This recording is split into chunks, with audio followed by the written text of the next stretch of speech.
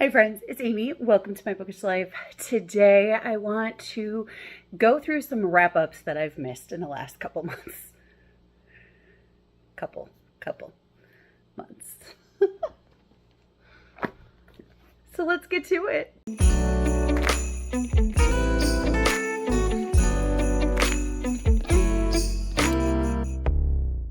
So here's the deal. In August, I burnt myself up on editing, doing a vlog a day for Catch-a-thon, which honestly was really fun. I absolutely loved doing my catch updates. They were so fun. It was really fun. I don't know that I want to do that daily going forward, but it was really fun. I enjoyed it. And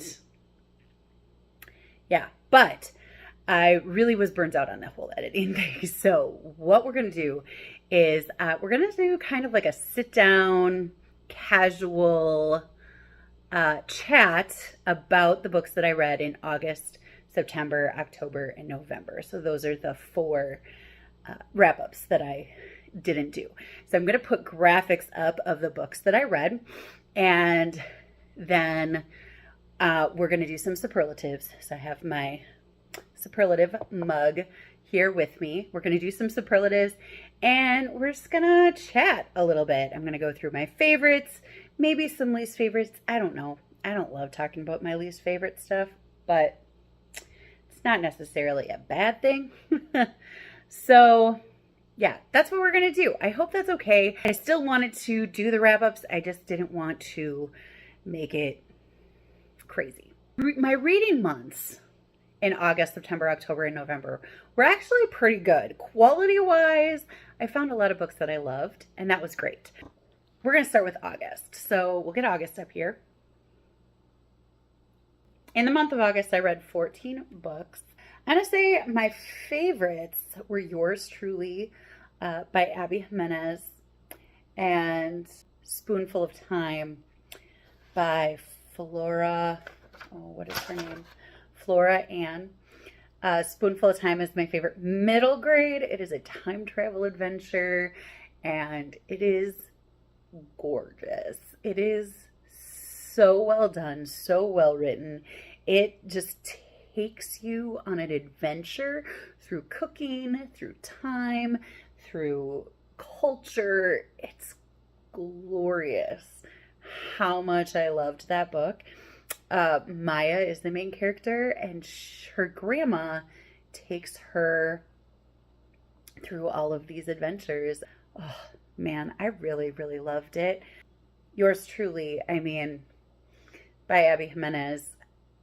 It was my first Abby Jimenez. It will not be my last Abby Jimenez.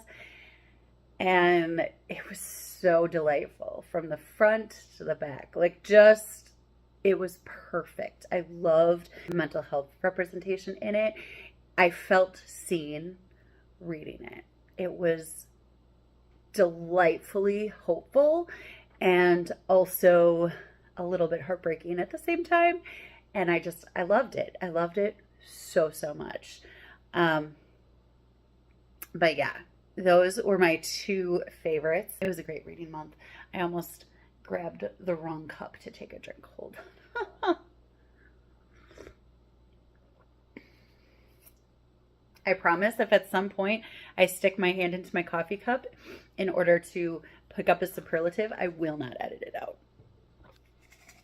So let's do some superlatives. I already talked about my favorite. Oh, my least favorite? I don't know that I had a least favorite. I did have a most disappointing though. I read The Good, the Bad, and the Aunties by Jessie Q. Sutanto, and I gave it 3 stars. I didn't hate it. I liked it. I enjoyed it. But I was kind of disappointed in its caliber. I do think I liked The Good, the Bad, and the Aunties more than 4 Weddings and 4 Aunties and a Wedding. But now that I say that, I don't know that I did. But I think that was my most disappointing. Most creative is my first superlative for August. And I would have to say the most creative was The Echo of Old Books by Barbara David. What? Barbara Davis. The Echo of Old Books by Barbara Davis is so good. I absolutely loved it. But what was really creative about this is that it's actually two books within a book. So it's not just a book within a book, it's a book and another book within a book. And then there's all these other facets that are going into it. There's like this magical realism fantasy in which the main character, and I can't remember her name, but she has this supernatural ability to hold a book in her hands and be able to feel the feelings of the person who last held it or last cared for it. I don't think it's held it, but, or who wrote it. And so you have these two books that just come into her care, and they weren't traditionally published. And then you hear both sides of this historical story, and it brings together the current story, and it's just a delightful way to do a dual timeline that really could have bombed, but absolutely didn't. And I loved that. Prettiest cover. The thing with this is that there were so many pretty covers with this one. The Echo of Old Books has a really pretty cover. The Lost Story, I think, probably is the one that I would say is the most beautiful. The Unfortunate Side Effects of Heartbreak and Magic was also a really pretty cover. Happy Medium, I thought, had a really gorgeous cover too, but just kind of like plain and like cartoony, and that's fine. So I really think that it is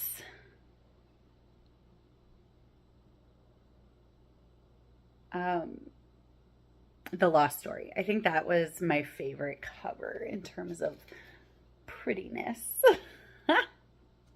Most popular. Okay. Most popular. So must be yours truly, honestly, because it's very all over the place, right? Everybody is loving on Abby Jimenez right now, and honestly, I see it. Like, I see the hype behind the Abby Jimenez love. I am excited to pick up more books by her, but I feel like that is the most popular of my books in August. If I was going to talk about which one should be more popular, I think Happy Medium needs more hype. It's inspired by the movie Ghost, where you have a fake psychic and suddenly she sees ghosts for real, and she doesn't really know how to handle that. And it is, it's beautiful. It's so good, and I wish more people were talking about this one. So now September. Oh geez, September I read 13 books. It was my birthday month. It was the start of school. Lots of good stuff happening. Lots of great books. In fact, my lowest rating was a 3.5, and everything else I gave 4.5 or 5 stars to. Like, I just loved everything that I read. I did have a couple rereads in there, but yeah, it was good. It was a good reading month, which is great. Happy birthday to me, right? My favorite book, I don't even know how to choose my favorite book. I'm going to say 100 Years of Lenny and Margot was out because that was a reread, and Flying Solo is out because that was a reread. So there's that. For middle grade, my favorite book was Tree Table Book by Lois Lowry. That book is just, it's delightful. It's delightful and heartbreaking, and I absolutely loved it. This little girl Sophia, dealing with her neighbor, who is like her best friend, who is also very, very elderly, but also named Sophia. And having to deal with the fact that old Sophia isn't doing very well. In fact, she is suffering from early signs of dementia or Alzheimer's, and Sophia needs to deal with the fact that her best friend is leaving in kind of more ways than one in that kind of sense. And it really reminded me when I was growing up, and I say when I was growing up, but it was really like the first 4 years of my life. But I physically remember my old neighbor, Ed, that I called Grandpa Ed. And I remember him moving away because he needed more help and couldn't handle the house by himself anymore. And I was devastated. And little itty bitty me, would have done everything I could to make it so that he could stay. And I couldn't. Oh, man. But it just brought all that back to me and how much I loved that communication and that friendship. And it was gorgeous. And I think it would be gorgeous for somebody that didn't have that kind of relationship with an old person, with an elderly person when they were 5. But I think it wouldn't, like I think anybody could like it. I'm not saying the only reason I liked it is because of Grandpa Ed, but man. Oh, that one. I think my favorite adult book though was One to Watch by someone I didn't write down. Yep. One to Watch. I loved One to Watch. I borrowed this from my sister, and the main character is a fashion vlogger, and she's plus sized. And one of her guilty pleasures, I don't know if you want to call her guilty pleasure, but one of her guilty pleasures is watching this reality love TV show like The Bachelor. And she writes kind of a scathing review of how non-diverse the TV show is and how unrealistic the TV show is. And she is heard. She is heard, and she is pegged to be the next main character on this reality dating show. And it was hard to read because, it just like kind of brings up a lot of thoughts, but it was so good. The banter between the characters was delightful. I really, really enjoyed this book a lot. I thought it was great. Honestly, I feel like I want to reread it. I don't know why, because it's not the kind of book I would normally reread, but there is surely a part of me that would love to, honestly. Hopefully I don't just pick the same 3. Here's 1, here's 2, and 3. Okay.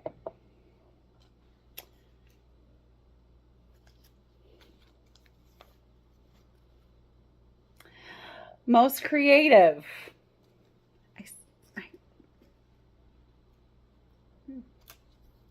This one's different.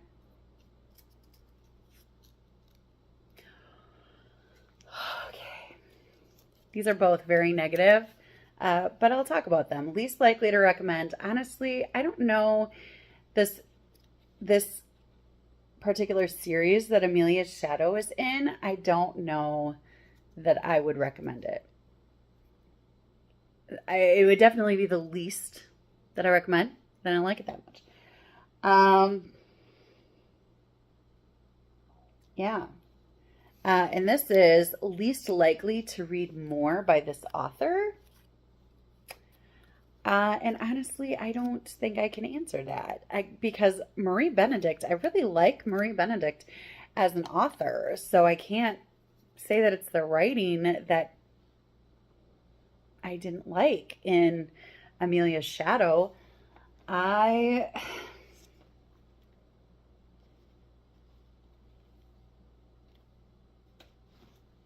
can't answer that. There's no author that I read in September that I can't imagine that I imagine not reading again.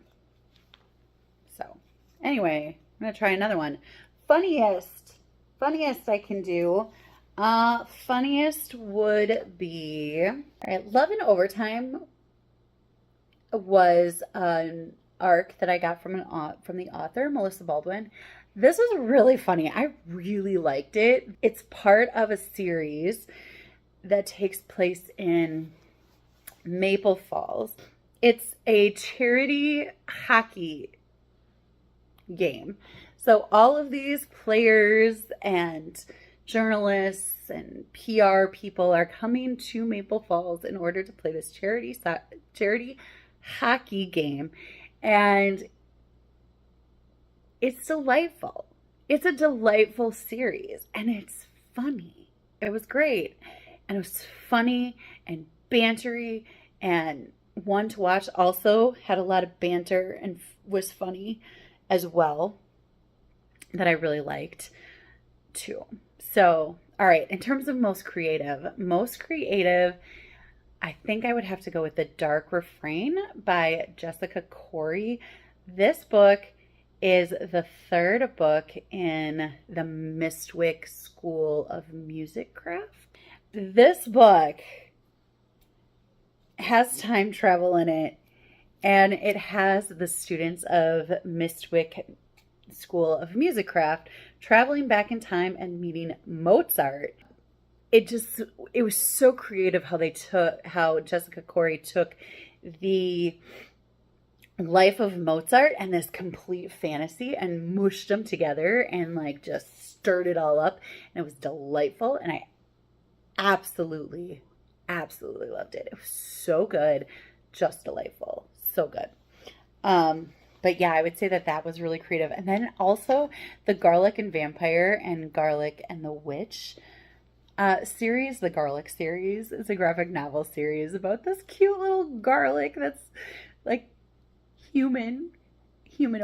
It's so cute.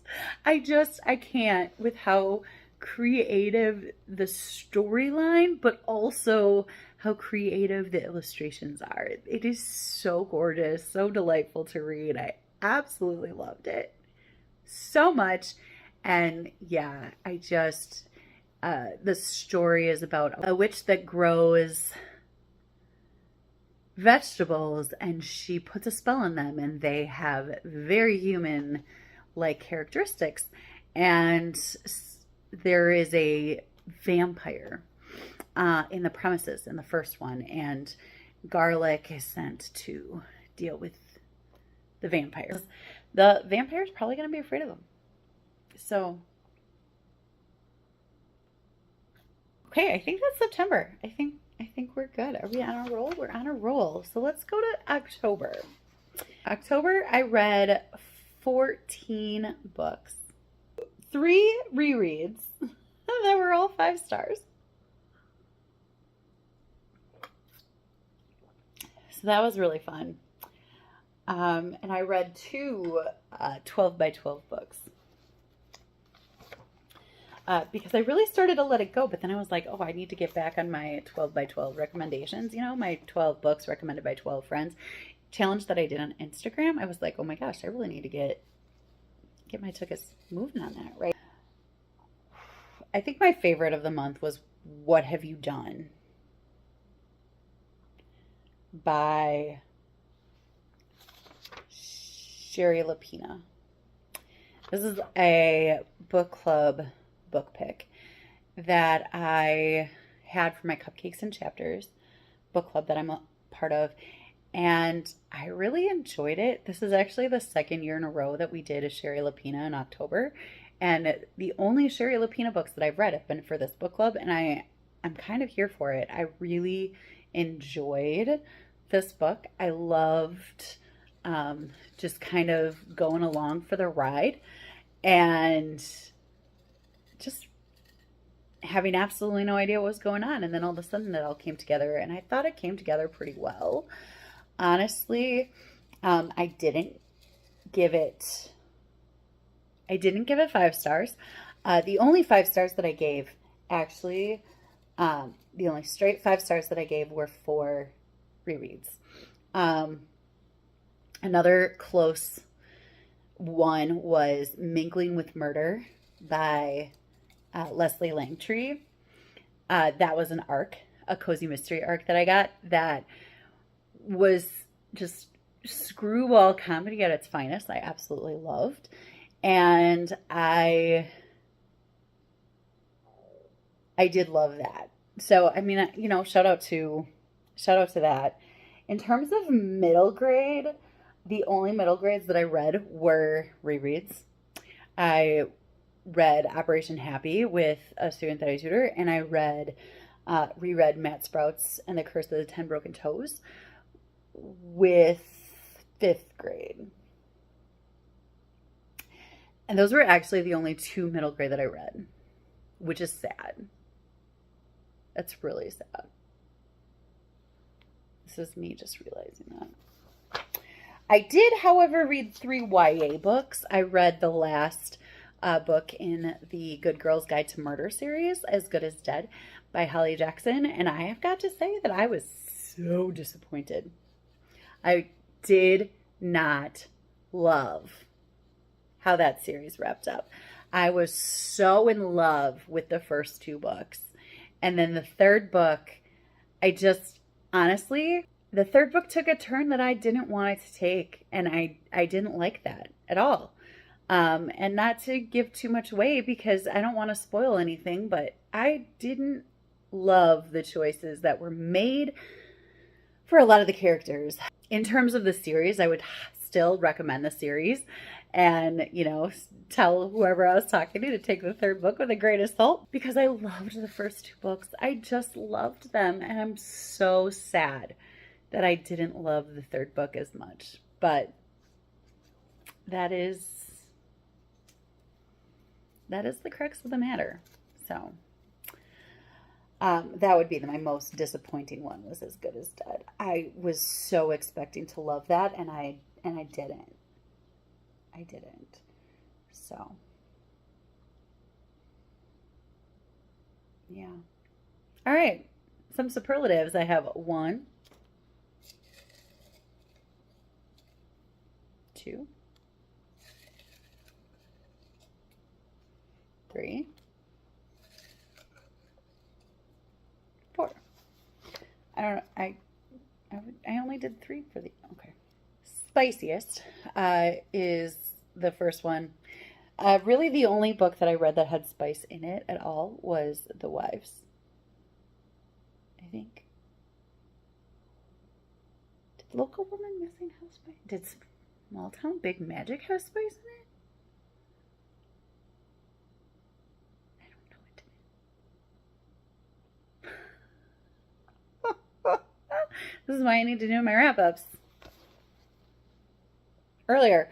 I think The Wives was the spiciest.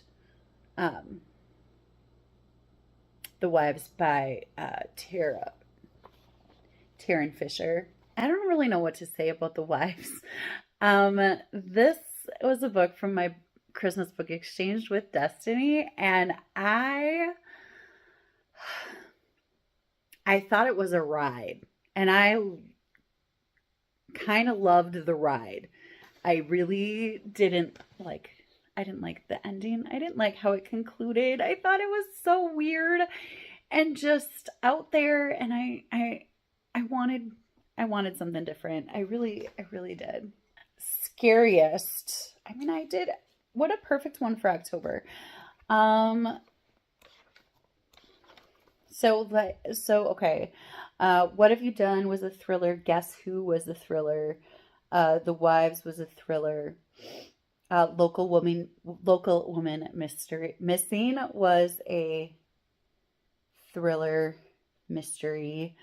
As Good as Dead, I guess, is kind of like scarier. I did have some cozy mysteries, but those aren't really scary, right?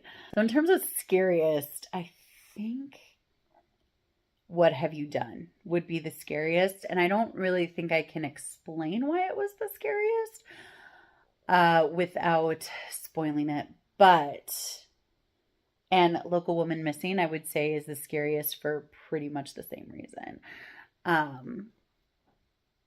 Also spoilery. I hate that. But in terms of what was scary about it was what was scary about the beginning and suspenseful at the beginning was still disturbing at the end. And I think that's what made it more scary for me and kind of felt a little bit more real. And so that's the one, that's those two I would definitely go with. Guess Who was scary when you're in it. Guess Who is this closed room. One of us is the murderer. There's a hotel room and somebody in the room is a killer. You're trying to figure out who is the killer the whole time, and it's crazy and scary. But it's honestly, when you get to the end, it's so unrealistic that it's not as scary, like, so what's disturbing and suspenseful at the beginning is wrapped up and mollified at the end. So it's not as scary at the end. But during in it, when you're in it, it was scary. Like it was just suspenseful, Guess Who was one of my 12 by 12, and I never would have heard of this book if it wasn't for my 12 by 12 challenge. So that's why I love doing the 12 by 12 challenge, and I'm really glad that I read it because it was a trip. It was a fun time, and I just, it was great. Best as a movie. Best as a movie? Okay, well, here's the deal. Of Mice and Men movie. The Outsiders is a movie. As Good as Dead kind of has it's part of an adaptation, right? Okay. I think I would want to see Small Town Big Magic as a movie. This book was so cozy. It was like this cozy fantasy all wrapped up in a little bun. It was so cute and delightful, and I really liked that. I would like to see that as a movie. I think it would be really good. I also think that Local Woman Missing would be really good as a movie. Yeah, Small Town Big Magic was also one of my 12 by 12. This one was on my radar already, but it was pushed forward by the recommendation. And Local Woman Missing was on my Kindle. Okay. All right, moving right along. We're on November. The end is near. Okay, I read 19 books in November. 19. Did not see that coming at all. I gave 5 stars to a couple rereads. My favorite was The Very Secret Society of Irregular Witches. That is one that I talked about in my one November video. I did talk about how much I loved The Very Secret Society of Irregular Witches, which is so crazy because as favorites go, the fact that I named a fantasy as my favorite and not as a middle grade, that's kind of crazy. Big Tree was the only middle grade book. Big Tree by Brian Selznick is the only middle grade book that was not a reread for me or that I would say that I really enjoyed. But I did really enjoy it. Big Tree is the story of a seed, and it's her life as she is swept away and is going to make her new life. It's very unrealistic. because seeds don't last that long in the air. But it was delightful. And reading the author's note at the end, there's all this scientific stuff behind all of the creatures that the seed encountered. There's scientific evidence behind it. And I'm just like, oh my gosh, this is great. But it starts like at the beginning of time, it feels like. I don't know. It's so great. It was such a trip. I have the physical copy, but I was also listening to it because the audiobook is narrated by Meryl Streep. And she did such a great job. It was delightful. But the pictures, you need those pictures. It's Brian Selznick, right? Like, so most of the book is pictures. So, yeah, I really, really did enjoy that one. I think I would say that it was my favorite middle grade of the month. That wasn't a reread. I really enjoyed Big Tree, and it was just kind of a fascinating read. Because you don't really know what the time period is. And then all of a sudden you're like, oh, this is the time period. And then you go further and you're like, oh, this is the time period. And it's just kind of great. Brian Selznick actually started writing the concept of Big Tree for a movie, for movie producers. And then the pandemic hit and he was like, you know what? I kind of would like to make this as a book. And they were like, cool. Sounds good. I wasn't really super disappointed with any of them. I think I liked all of the books the amount I thought I was going to like all of the books. So, okay. There's 1, 2,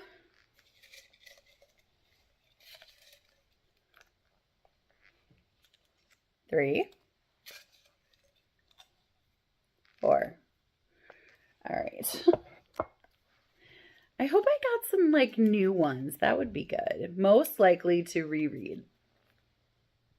I would say A Mall Unbound, which I was a reread, and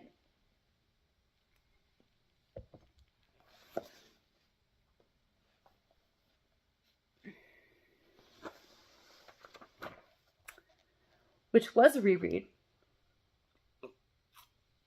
because I was reading it with a class. Best Christmas Pageant Ever. I love that book, and I will reread it all the time if given the chance. And Bunnicula, I would totally reread that one again too. I love Bunnicula. Bunnicula's so great. Probably won't reread it again though, because the class before me now reads it. So I probably won't get to read it with my students anymore. And that's okay. Next is Best Audiobook.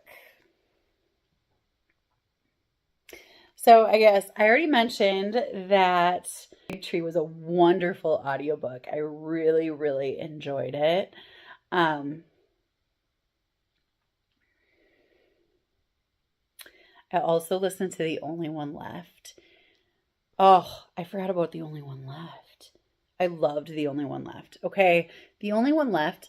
When I talked about favorites, I really should have talked about The Only One Left. But anyway, The Only One Left by Riley Sager, I think might surpass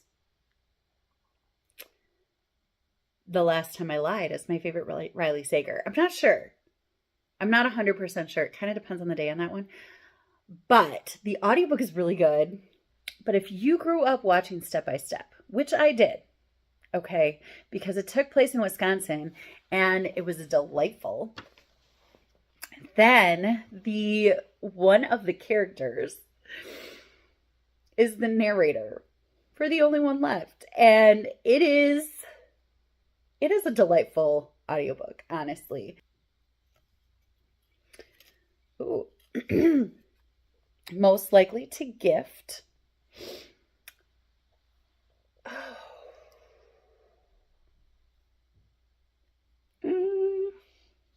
Okay.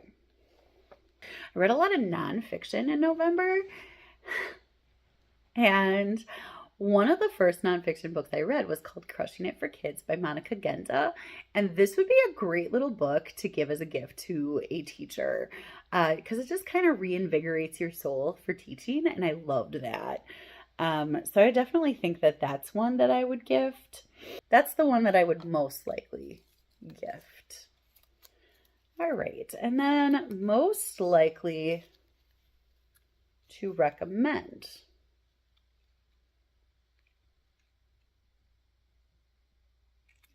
I would recommend so many of these. Obviously, I would recommend The Very Secret Society of Irregular Witches.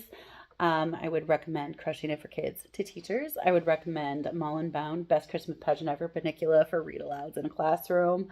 I'd definitely recommend The Big Tree. Not The Big Tree, Big Tree. I would recommend Know My Name as a really important memoir. It's a story of Chanel Miller and her survival through assault. And I really just, it was a powerful book. It was very difficult to read, but it was a powerful book to read. And I just think that I would recommend that to people looking for a very powerful book. Also, there's a book, Falling into Forever by Denise Kaiser. This book was hilarious. Okay. I was so into this book as I was reading it. I laughed so hard as I was reading it, full of inside jokes, full of banter, full of just the crazy amount of things. And I loved it. I loved it so much. I would absolutely recommend it to anybody looking for a great rom-com. I do believe that it is available on Kindle Unlimited. I got a free copy from an author that I follow and absolutely loved it. I cannot recommend that book enough. It's so good. I also loved All the Christmas Vibes by Melissa Baldwin. This one actually featured the romantic couple from Love in Overtime that I read in September. And I loved it. It was good. But honestly, Falling into Forever by Denise Kaiser. If you are looking for a great rom-com, this is it. It is, the comedy is there and the romance is there. And I really liked it. It's a little insta-lovey. That might be bothersome. It wasn't for me, but it might be for you. I'm not gonna lie. But I loved it. I loved it so much. Anyway, that's it. That's all I got. This is going to be a lot of editing, and that's okay. I did this to myself, but let me know. Have you read any of the books that you saw on my graphics? Did you like them? Did you not? Let me know down in the comments. I love chatting with you down there. Commenting, liking, and subscribing really help my channel grow. I so appreciate you for doing that. I hope you're finding something wonderful to read. And until next time, happy reading. Bye.